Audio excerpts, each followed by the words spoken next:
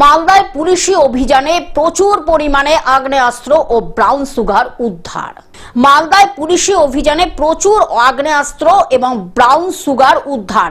পৃথক দুইটি অভিযানে 4টি আগ্নেয়াস্ত্র এবং 730 গ্রাম ব্রাউন সুগার তৈরির কাঁচামাল বাজেয়াপ্ত করেছে পুলিশ। ঘটনায় মোট 3 জনকে গ্রেপ্তার করা হয়েছে। মালদার পুলিশ সুপার অনুপম সিং জানিয়েছেন, মাদক এবং অস্ত্রের চোরা কারবারিদের বিরুদ্ধে লাগাতার অভিযান চলবে।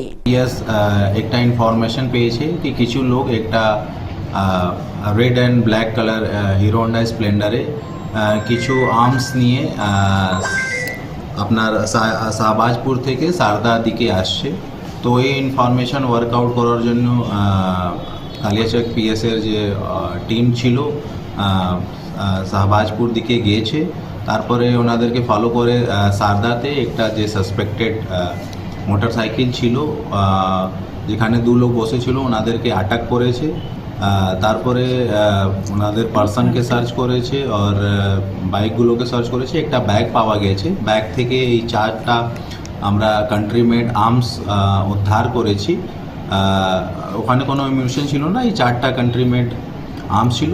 যে 2 লোক বসেছিল ওনাদেরকে অ্যারেস্ট করা হয়েছে। ওনার নাম আছে মঙ্গল মন্ডল, যার বয়স আছে 27 বছর, বাড়ি আছে গড় ইংলিশ বাজার।